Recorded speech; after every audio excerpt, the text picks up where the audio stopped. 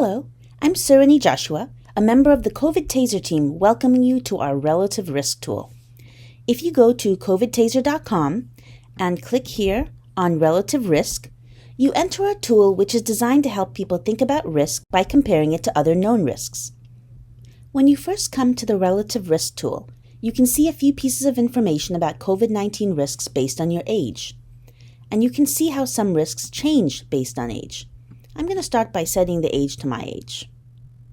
Later, I'll look at the ages of older people in my family and friend circle.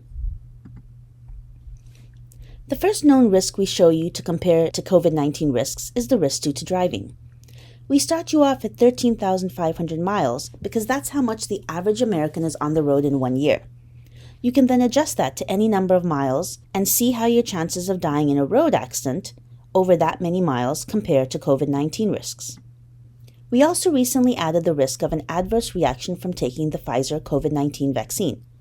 Please note that some of these are hospitalization risks and some are death risks. And even comparing hospitalization has other factors. The average COVID-19 hospitalization is much longer and involves much more treatment than the average hospitalization from a vaccine reaction. So our tool doesn't contain all possible information, but just some basic comparisons to help you start to put all of this complicated data into perspective. Next, you enter the full tool, and now you have lots of different risk factors that you're able to see. All of the information in our Relative Risk tool is based on peer-reviewed research papers, which you can find by clicking on References at the bottom. To see the exact percentages, you can hover over the bars, or you can click in the top right-hand corner to turn on the percentages, or move this slider to change them to counts out of a million. But a lot of times, so many decimals or large numbers can feel very overwhelming, and so I recommend hiding all the numbers, at least to begin. The important thing is to look at how many times as long one bar is than another. That's the idea of relative size, or relative risk. For example, I can see that for people at my middle age of 39, the risk of dying from catching COVID-19 once while unvaccinated is almost 3 times as much as spending a full year driving on the road. Under the COVID-19 tab, we have different risks that we were able to find peer-reviewed data for that many people have expressed interest in comparing. You can compare your risks of hospitalization based on many different vaccination statuses, chances of dying from COVID-19 if unvaccinated, and we are looking for reliable data on death risks if vaccinated, risk of having long COVID-19 symptoms continue for months, and vaccine side effects. Talk of myocarditis or heart inflammation has been in the news.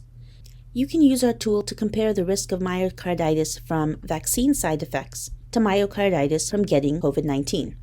Our current data shows that some of these risks are age-dependent and some are not. So make sure to play around with the age slider to explore that. Our newest tab is Your Health, where we added COVID-19 risks with certain pre-existing conditions. You can then compare them to the general COVID-19 risks, which include all people with or without pre-existing conditions. Under the Living Life tab, we have some more interesting comparisons. We learned that people were confused by all the talk of hospitalization risks for COVID-19 because, after all, don't we already have a risk of being hospitalized for anything anyway? Now you can compare those risks. And we added the chance of being struck by lightning because we all tend to have a sense of how very rare that is. We also have tabs for comparing risks from some medical events and from certain sports injuries. Finally, we added risks of getting certain outcomes in games of chance like rolling dice, flipping coins, or playing poker. These are not health risks, but they are events that many people have experienced over and over. When we first teach children about probability, we have them do things like roll dice or flip coins because they can do it multiple times and start to connect the calculations in probability to their experiences.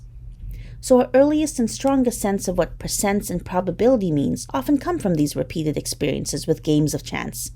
We hope that adding these can help you in positioning health risks relative to each other.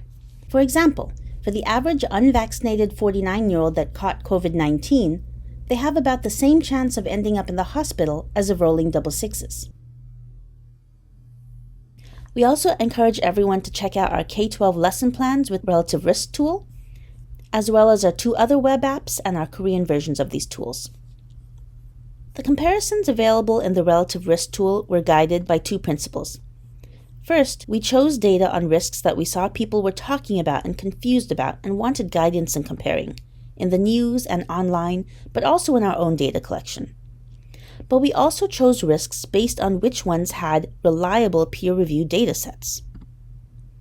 You might find some of our options unrelatable to your life, and you might miss some really important risks because we can't find data reliable enough to put them on our website.